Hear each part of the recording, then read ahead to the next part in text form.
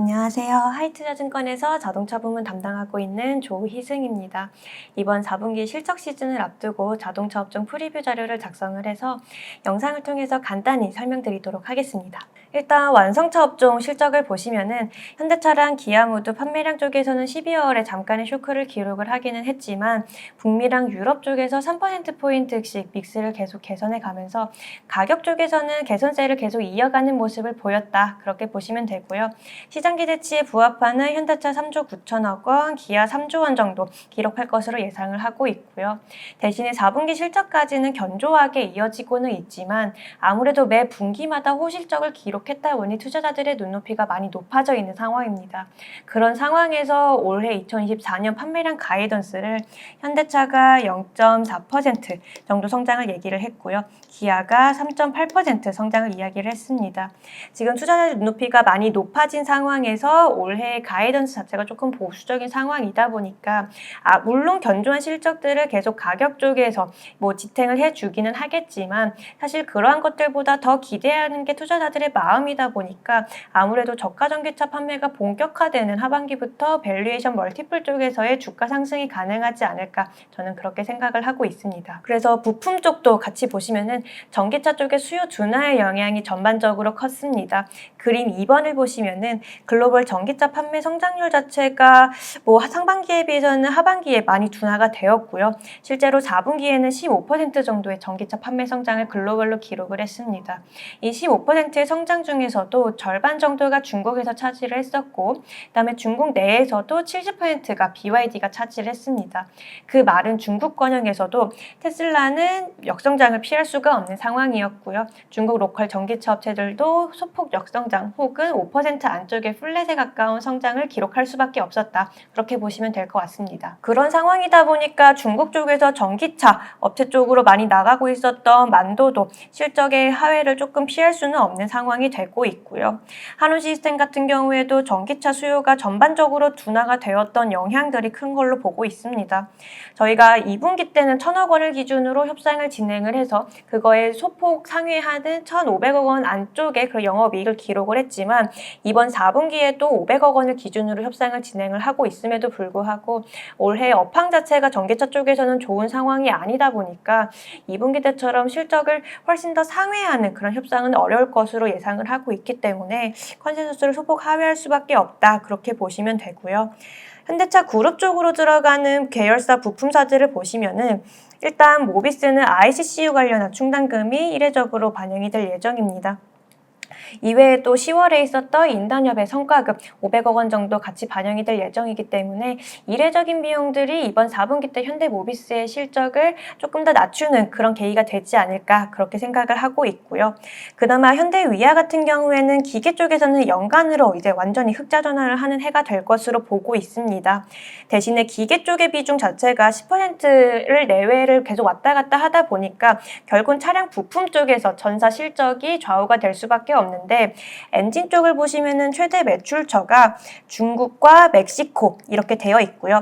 중국 같은 경우에는 잘 아시겠지만 BEP 정도를 계속 달성을 하면서 비용 효율화를 계속 해 나가는 과정이고요.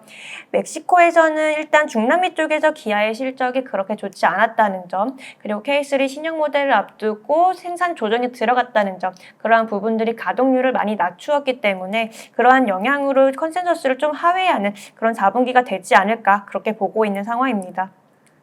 아무래도 전기차 쪽의 수요 둔화라든지 올해 보수적인 가이던스 그러한 부분들이 부품사들의 실적을 컨센서스를 많이 하회하도록 이끌었는데 오토에버도 소폭의 역성장을 피할 수 없는 상황이기는 합니다. 일단 전년 4분기에 차량 소프트웨어 쪽에서 탑재율이 높아졌던 부분들이 워낙 높은 기저로 작용하고 있기 때문에 역성장을 피할 수는 없겠지만 다른 부품사들에 비해서는 수익성에 대한 부담이 덜하다고 생각을 하고 있어서 부품업종에서는 좀 더 선호를 하고 있는 상황입니다. 일단 올해 8개 정도의 공장에서 현대차그룹의 프로젝트가 돌아갈 예정이고요. 예전과 다르게 중소형사들을 대상으로 한 SI 프로젝트가 아니기 때문에 7% 정도의 수익성 자체는 올해 지켜질 수 있다. 그렇게 생각을 하고 있고요. 또한 25년에는 SDB에 대한 성장이 본격적으로 나올 수 있는 해인데 이번 CES에서도 현대차그룹이 들고 나온 주제는 SDB였습니다. 결국 자율주행에 대한 시기는 계속 밀리더라도 SDB에 대한 부분 자체는 그룹사의 전략대로 예정대로 이어가겠다라는 의지로 해석을 하고 있는 상황이기 때문에 지금 10개 차종에 적용을 하고 있는 모빌진 클래식을 24년, 25년 거쳐서 50개 차종까지 확장시키는 데에는 전혀 문제없이 예정대로 이루어지고 있다라고 생각을 하고 있어서 일단 4분기 실적까지는 높은 기저가 성장의 부침으로 반영이 되긴 하겠지만 올해 스마트 팩토리 그 다음에 25년에 이제 SDB 쪽으로의 성장 스토리 자체는 변함이 없기 때문에 오히려 전기차 전환 쪽에서 부담이 덜하다는 점 그렇게 긍정적으로 생각을 하고 있는 상황입니다. 그래서 앞쪽에서 자동차 업종이랑 부품 업종 말씀드렸던 내용은 사실 올해 가이던스 자체가 조금 보수적인 상황이다 보니까 하반기에 모멘텀들이 많이 몰려 있는 상황이고요. 그런 상황이다 보니까 상반기에는 타이어 업종에 대한 선호가 많이 높아질 것으로 생각을 하고 있습니다. 저희가 보통 타이어 업종에 투자를 할 때 가장 많이 보는 지표 자체가 PC 스프레드죠. 일단 자동차랑은 다르게 판가가 인상되기도 하고 인하가 되기도 하고 그렇지만 일단 23년 상반기까지는 판가 인상의 사이클이 있었고요. 그 이후로는 13년도, 15년도처럼 원자재가 급격하게 안정화가 되는 흐름이 아닐 것이기 때문에 높아진 판가 자체는 그대로 유지가 되는 그런 흐름이 될 것으로 예상을 하고 있고요. 원자재 같은 경우에는 많이 안정화가 되어 있는 상황입니다. 천연 고무 쪽에서는 전년 동기 대비해서 10%포인트 이상 낮아진 상황이 유지가 되고 있고요. 타이어 코드랑 카본 블랙 같은 경우에는 작년 11월부터 소폭 성장세를 보이긴 했지만 그런 상승세에도 불구하고 저희는 두세 개 분기 정도 후행하는 컨트랙트 가격을 기준으로 하고 있기 때문에 원자재 가격도 안정적인 상황이 상반기까지는 충분히 이어질 수 있다. 그렇게 보고 있어서 PC 스프레드 자체는 올해 상반기까지도 충분히 긍정적이다라고 보고 있는 상황이고요. 두 번째로 좀 긍정적으로 볼 만한 부분은 QA 2차 증설에 시기가 도래를 했습니다.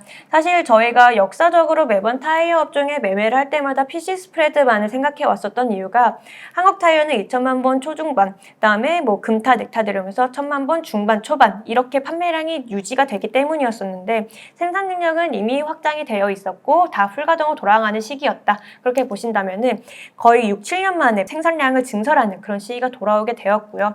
가장 먼저 금호 타이어가 증설을 마무리했습니다. 베트남 쪽에 공장을 증설을 마무리를 했고요. 올해부터 증설 물량이 더해지기 시작을 합니다. 그 다음으로 넥센 타이어가 체코 공장 이번 1분기부터 증설하기 시작해서 24년 2분기부터 증설 물량이 더해지기 시작을 하고요. 그 다음으로 한국 타이어가 25년부터 미국 쪽에 증설 물량이 더해지고 있는 상황인데 지금 셈사의 그런 증설 자체가 600만 번 초중반에서 1100만 번 이상으로 높아지는 그런 2차 증설에 대한 물량이기 때문에 베트남, 체코, 미국 쪽에서의 법인의 수익성도 개선이 충분히 가능한 규모의 경제가 일어날 수 있는 공장이다라고 생각을 하고 있어서 긍정적으로 보고 있는 상황이고요. 세 번째로 이번 4분기랑 1분기까지 해서 반덤핑 관세 환입에 대한 부분들도 추가적으로 들어옵니다. 일단은 금호 타이어 같은 경우에는 이번 4분기에 300억 원 관련한 이례적인 수익을 찍을 것으로 예상을 하고 있고요. 넥센 타이어가 600억 원, 그다음에 한국 타이어는 1개 분기에 찍을지 2개 분기에 나눠서 찍을지는 아직 결정을 하지 못했지만 이거에 유사한 수준으로까지 수익이 나올 것으로 예상을 하고 있고요.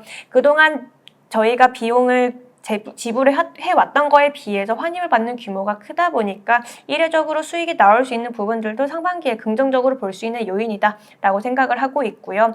일단 경기에 조금 덜 민감한 부분들이 있기 때문에 상반기에 타이어 업종에 대한 선호가 높아질 수도 있다 라고 생각을 하고 있어서 여전히 6배 정도로 낮은 한국 타이어에 대해서 긍정적으로 생각을 하고 있고요.